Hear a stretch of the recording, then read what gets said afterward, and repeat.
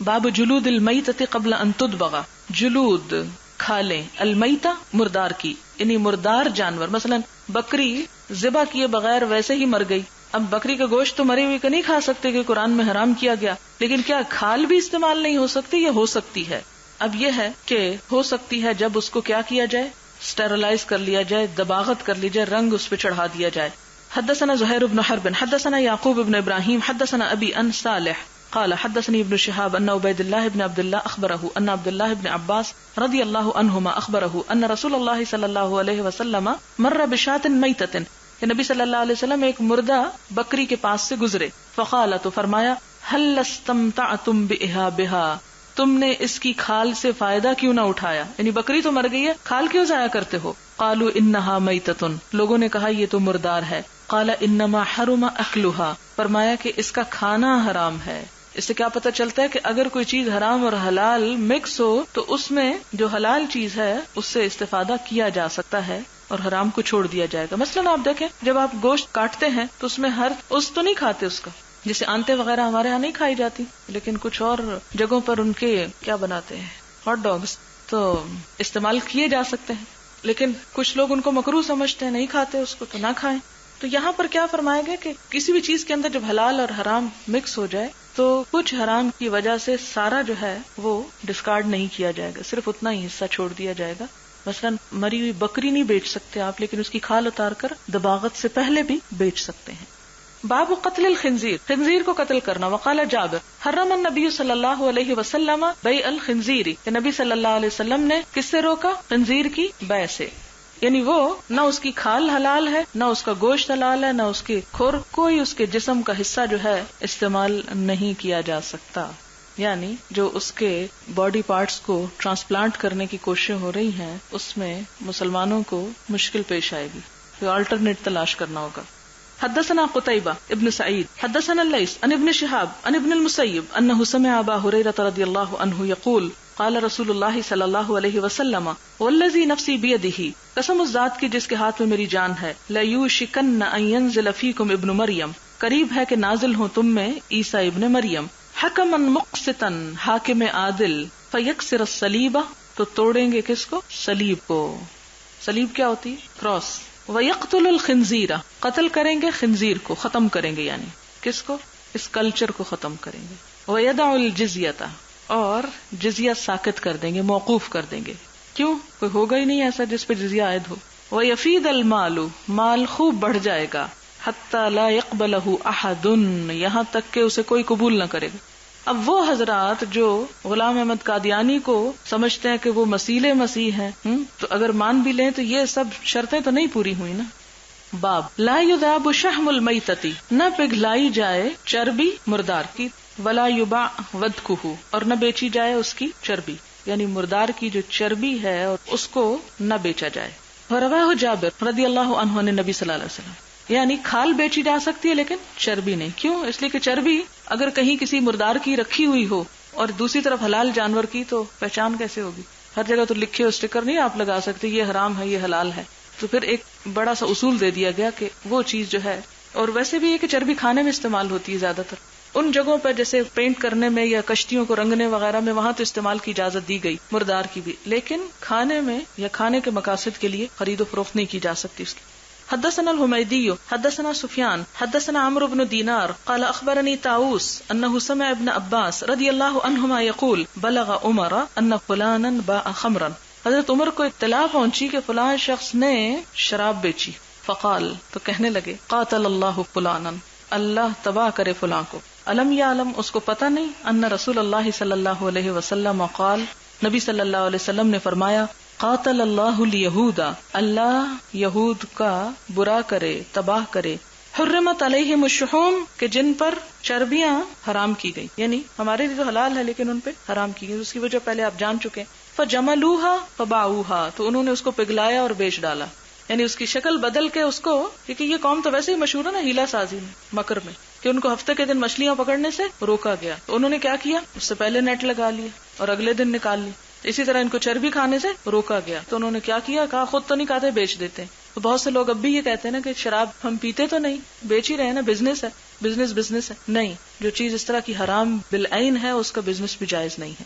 حدثنا عبدان اخبرنا عبد الله اخبرنا يونس عن ابن شهاب سمعت سعيد بن المسيب عن ابي هريره رضي الله عنه ان رسول الله صلى الله عليه وسلم قال، نبی صلی اللہ علیہ وسلم نے فرمایا، قاتل الله اليهود حرمت عليهم الشحوم، کہ ان پر چربیاں حرام کی گئیں، فباعوها، انہوں نے اس کو بیچ ڈالا، واكلوا اثمانها، اور اس کی قیمت کھا لی. قال ابو عبداللہ، امام بخاری کہتے ہیں قاتلهم اللہ، اس کا معنی کیا ہے؟ لعنهم، اللہ ان پہ لعنت کرے. قتل الخراسون، قرآن پاک میں آتا ہے کہ خراسون مارے گئے، یعنی مراد کیا؟ لعن الخراسون. اور خراسون کون ہوتے ہیں؟ خرس کہتے ہیں اندازہ کرنے کو، یعنی قیاس آرائیاں کرنے والے، ظن و تخمین کی بنیاد پر بات کرنے والے. باب بیع التصاویر التي ليس فيها روح وما يكره من ذلك، ایسی تصویریں بیچنا کہ جن کے اندر روح نہ ہو، یعنی بے جان چیزوں کی، نان لیونگ تھنگز جو ہیں، ان کے ڈیکوریشن پیس وغیرہ بنا کر بیچے جا سکتے ہیں لیکن جاندار نہیں.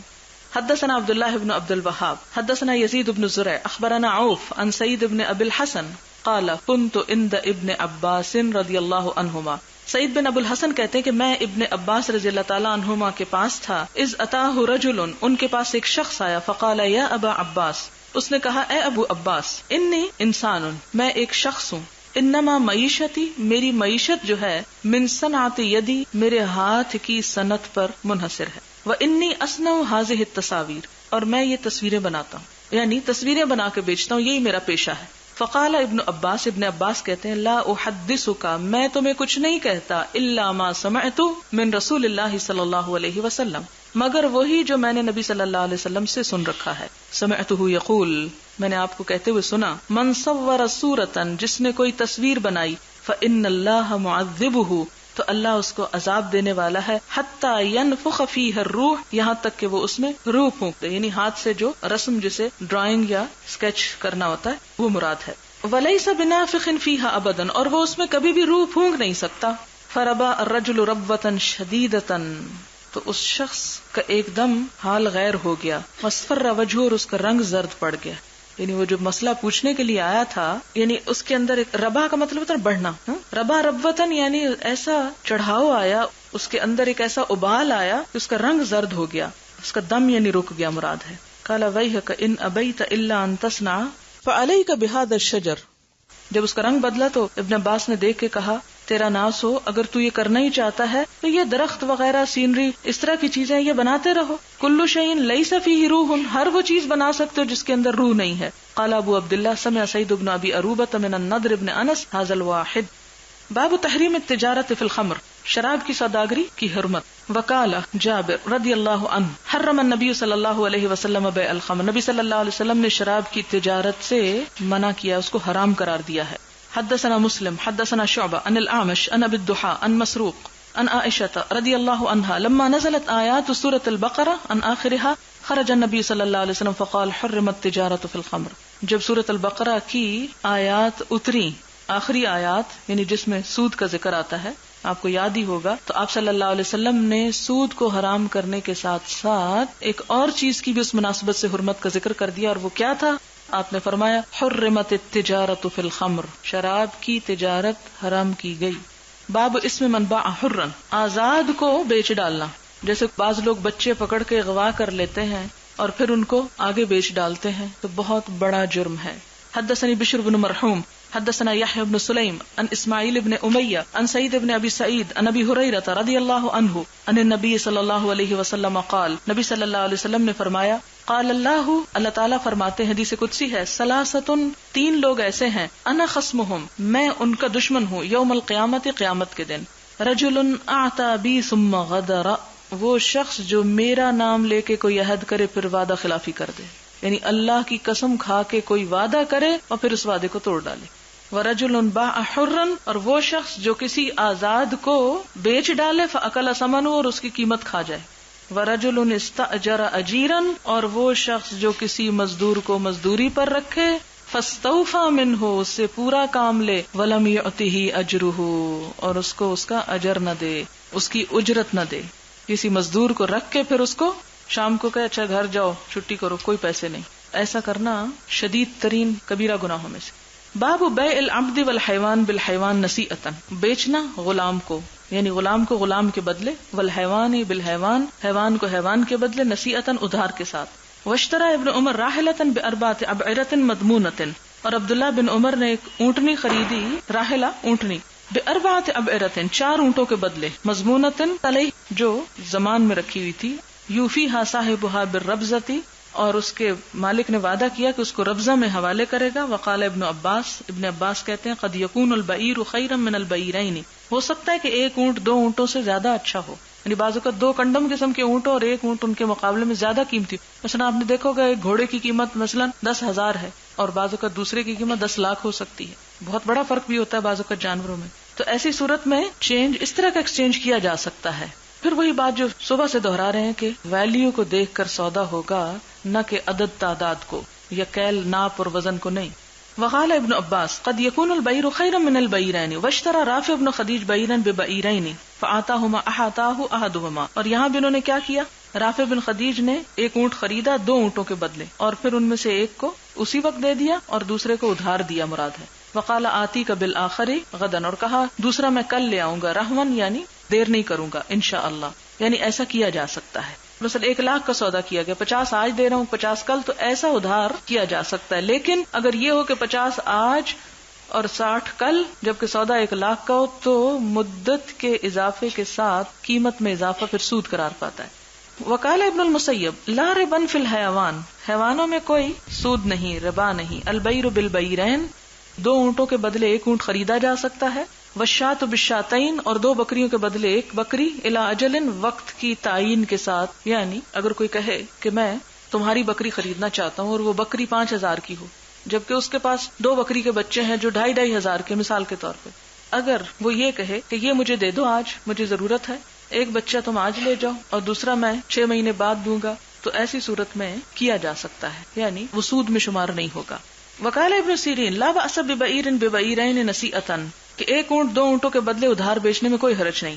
حدثنا سلیمان بن حرب حدثنا حماد بن زید عن ثابت عن انس رضی اللہ عنہ قال كان في السبي صفیة فصارت الى دحیة الكلب ثم صارت الى النبي صلی اللہ علیہ وسلم. کہ قیدیوں میں حضرت صفیہ تھی جو حضرت دحیہ کلبی کے حصے میں آئی، پھر وہ حضور صلی اللہ علیہ وسلم کو مل گئی. باب بیع الرقیق، باب بیع بیچنا، الرقیق غلام کا، غلام بیچنے کے بارے میں.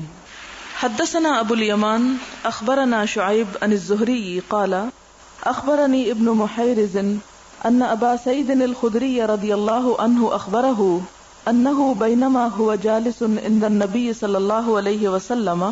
ابو سعید خدری کہتے ہیں کہ ایک مرتبہ وہ حضور صلی اللہ علیہ وسلم کے پاس بیٹھے ہوئے تھے. قال، تو کہا ایک شخص نے، یا رسول اللہ، اے اللہ کے رسول صلی اللہ علیہ وسلم، انا نصیب صبیا، ہم پہنچتے ہیں کچھ لونڈیوں کو یعنی قیدی عورتوں کو، فنحب الاسمانا، یعنی ہمیں حاصل ہوتی ہیں، پھر ہم چاہتے ہیں ان کی قیمت، یعنی انہیں بیچنا چاہتے ہیں، اپنے پاس رکھنا نہیں چاہتے. فکیف تری فی العزل، تو آپ کا عزل کے بارے میں کیا خیال ہے؟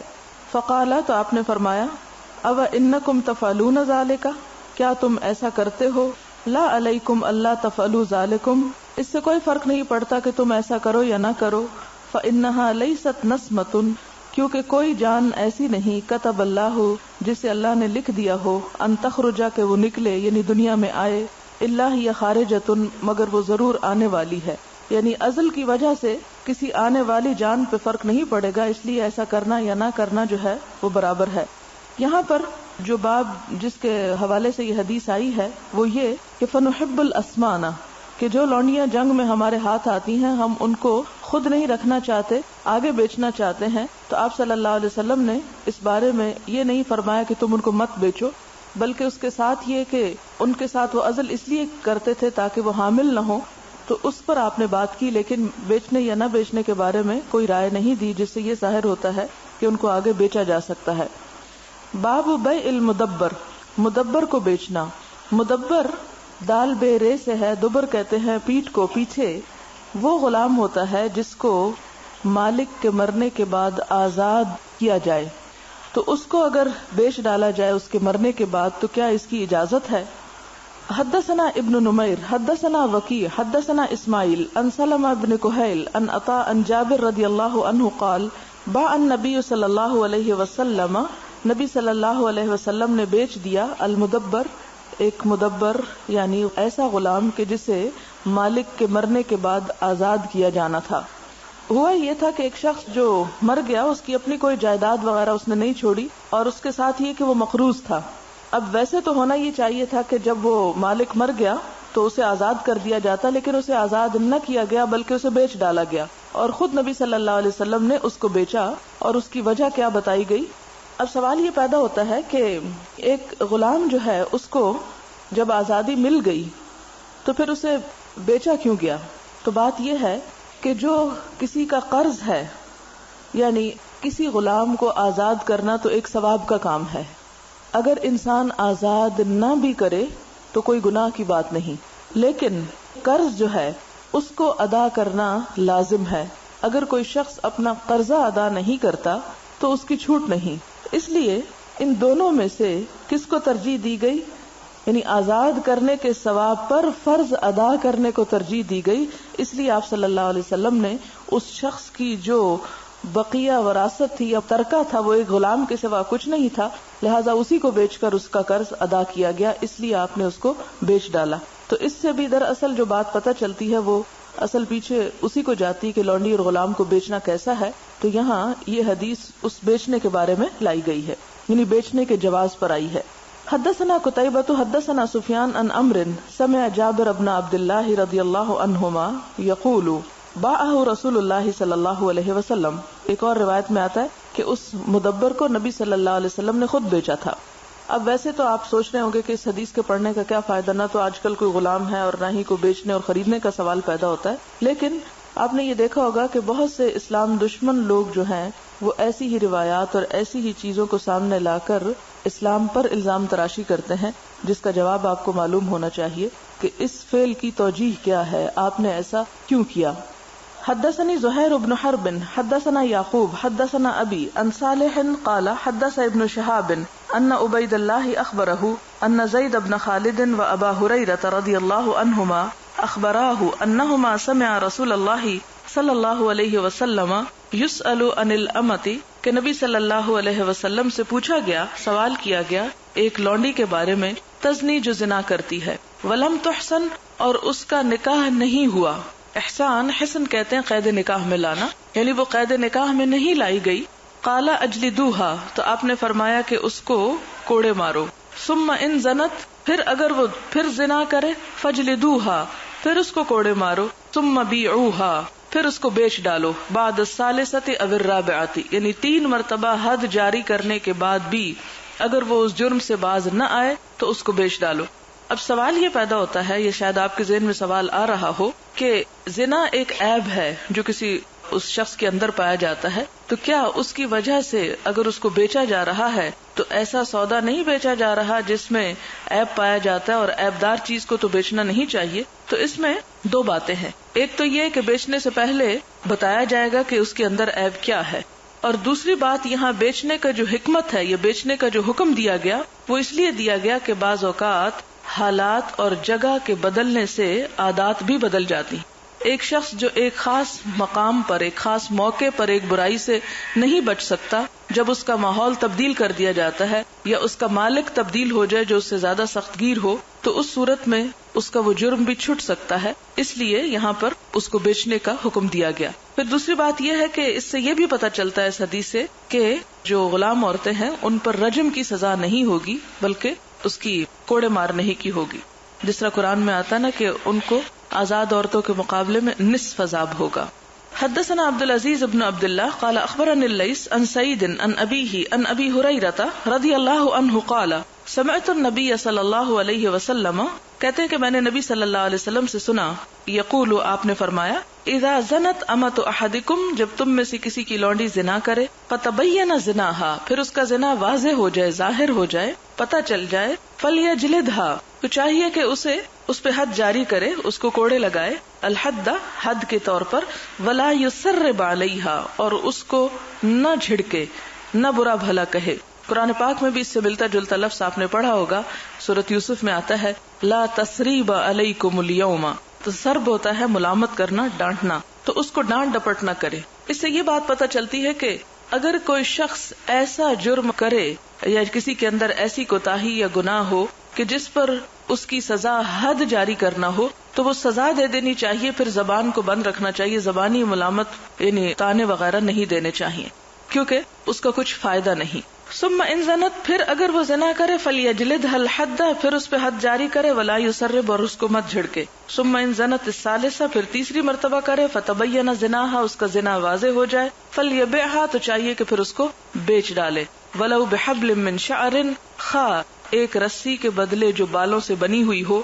مراد یہ کہ چھوٹی سی چھوٹی قیمت کے عوض بھی اسے بیچ دینا چاہیے، حبل من شعر، یعنی پھر وہ یہ نہ دیکھے کہ اس کی قیمت ابھی صحیح نہیں لگ رہی تو اسے ابھی نہیں بیچتا، نہیں پھر بیچ ڈالے۔ باب هل يسافر بالجاریۃ قبل ان یستبرئها، کیا سفر کر سکتا ہے لونڈی کے ساتھ اس سے پہلے کہ اس کا استبراء ہو؟ استبراء ہوتا ہے لونڈی جب خریدی جائے تو اس کے بعد اس کو جب تک ایک دفعہ حیض نہ آ جائے اس کے ساتھ مباشرت نہیں کی جا سکتی، کیونکہ اس سے واضح ہو جائے گا کہ وہ حامل ہے یا نہیں، تاکہ نسب میں خلط ملط نہ ہو۔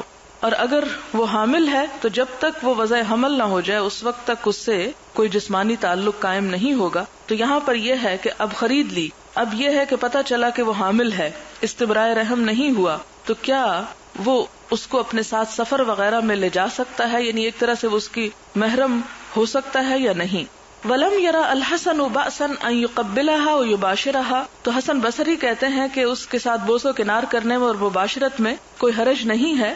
وقال ابن عمر رضی اللہ عنہما اذا وهبت الولیدۃ التي توطأ او بیعت او عتقت فلیستبرأ، اذا وهبت، جب ہبہ کی جائے، الولیدۃ کوئی لونڈی، التي توطأ جس سے صحبت کی جاتی ہے، او بیعت یا بیچی جائے، او عتقت یا آزاد کی جائے، فلیستبرأ تو چاہیے کہ استبراء کرے، رحمھا اس کے رحم کا، بحیضۃ ایک حیض کے ساتھ، ولا تستبرأ العذراء اور کماری کے استبراء رحم کی ضرورت نہیں ہے۔ وقال عطا لا بأس ان يصيب من جاریته الحامل، کہ کوئی حرج نہیں کہ اگر وہ حامل یعنی پریگننٹ لونڈی ہے اس کو ہاتھ وغیرہ لگائے، مادون الفرج سوائے شرمگاہ کے۔ وقال اللہ تعالی الا علی ازواجہم او ما ملکت ایمانہم، کیونکہ اللہ تعالیٰ نے قرآن پاک میں فرمایا ہے کہ مگر ان کی بیویاں یا جو ان کے دائیں ہاتھ مالک ہیں۔ حدثنا عبد الغفار بن داود حدثنا یعقوب بن عبد الرحمن عن عمرو بن ابی عمرو عن انس بن مالک رضی اللہ عنہ قال قدم النبی صلی اللہ علیہ وسلم خیبر، حضور صلی اللہ علیہ وسلم خیبر کی طرف تشریف لائے، فلما فتح اللہ علیہ الحصن، جب خیبر کا قلعہ، حصن کہتے ہیں قلعے کو، خیبر کا قلعہ اللہ تعالیٰ نے آپ کو فتح کروا دیا، ذکر لہ جمال صفیہ بنت حیی بن اخطب، تو آپ کے سامنے صفیہ بنت حیی بن اخطب کے حسن و جمال کا ذکر کیا گیا، وقد قتل زوجہا، اور ان کے شوہر کو قتل کیا گیا تھا، یعنی اس جنگ میں ان کا شوہر مارے گئے تھے، وکانت عروسن، اور وہ نئی دلہن تھی، یعنی ابھی نئی نئی شادی شدہ خاتون تھی، اور اسی جنگ میں یعنی جنگ خیبر میں ان کے شوہر قتل کر دیے گئے۔ فاصطفاها رسول اللہ صلی اللہ علیہ وسلم لنفسہ، تو نبی صلی اللہ علیہ وسلم نے ان کو اپنی ذات کے لیے چن لیا۔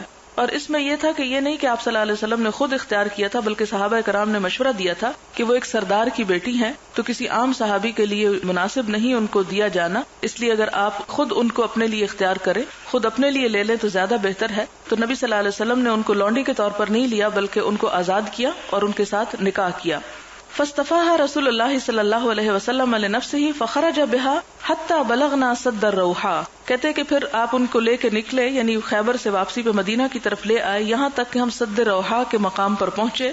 حلت، تو پھر وہ پاک ہوئی، یعنی وہ حائضہ تھیں اور پھر وہ پاک ہوئی۔ فبنا بہا، تو نبی صلی اللہ علیہ وسلم نے ان کے ساتھ بنا کیا۔ ثم صنع حیثن، پھر آپ نے ان کے لیے حیث تیار کیا۔ حیث ہوتا ہے کھانا جس میں کھجور، گھی اور پنیر وغیرہ ملایا جاتا ہے، کہ حلوے کی طرح۔ فی نطعن، دسترخوان پر رکھا گیا، صغیر، چھوٹے سے، یعنی ایک حلوہ تیار کر کے چھوٹے سے دسترخوان پہ رکھا گیا۔ ثم قال رسول اللہ صلی اللہ علیہ وسلم، پھر نبی صلی اللہ علیہ وسلم نے فرمایا، آذن من حولک، کہ تمہارے آس پاس جو قریب قریب لوگ ہیں ان کو بلا لو۔ فکانت تلک ولیمۃ رسول اللہ صلی اللہ علیہ وسلم علی صفیہ، تو یہ حضور صلی اللہ علیہ وسلم کا ولیمہ تھا حضرت صفیہ کے نکاح کے بعد۔ ثم خرجنا الی المدینہ، پھر ہم مدینہ کی طرف آئے۔ قال کہتے ہیں فرأیت رسول اللہ صلی اللہ علیہ وسلم، میں نے دیکھا کہ نبی صلی اللہ علیہ وسلم یحوی لہا وراءہ بعباءۃ، کہ آپ نے اپنے پیچھے حضرت صفیہ کے لیے ایک گدی تیار کی، یعنی اونٹ پر بٹھانے کے لیے. یحوی کا مطلب ہوتا ہے گول کرنا. حاوی کا لفظ بھی اسی سے ہے، حاوی گھیرنا، یعنی اس طرح کا گول قسم کا کشن تیار کیا، کیونکہ وہ اونٹ پہ ڈائریکٹ ان کو نہیں بٹھایا بلکہ اباء یعنی ایک کمبل کے ساتھ، ایک بڑی چادر کے ساتھ ایک کشن تیار کیا، گدی بنائی اور اس پر حضرت صفیہ کو بٹھایا. ثم یجلس عند بعیرہ، پھر آپ صلی اللہ علیہ وسلم اپنے اونٹ کے پاس بیٹھتے تھے. فیدع رکبتہ، آپ اپنا گھٹنا رکھتے. فتدع صفیہ رجلہا، تو حضرت صفیہ اپنا پاؤں آپ صلی اللہ علیہ وسلم کے گھٹنے پر رکھتی. علی رکبتی حتی ترکب، یہاں تک کہ سوار ہو جائیں. یہاں اس حدیث کے آخری حصے میں بتایا یہ جا رہا ہے کہ حضور صلی اللہ علیہ وسلم اپنی ازواج مطہرات کا کس حد تک خیال رکھتے تھے، یعنی سواری پر ان کے آرام کا اور سواری پر بیٹھنے کے لیے کس طرح خود کو پیش کرتے کہ وہ ان کے اوپر پاؤں رکھ کر اوپر سوار ہوتی. تو اس میں خواتین کی عزت و اکرام کے جو نمونہ ہے وہ بھی ایک طرح سے پیش کیا گیا ہے. وآخر دعوانا ان الحمد للہ رب العالمین. سبحانک اللہم وبحمدک، نشہد ان لا الہ الا انت، نستغفرک ونتوب الیک. والسلام علیکم ورحمۃ اللہ وبرکاتہ.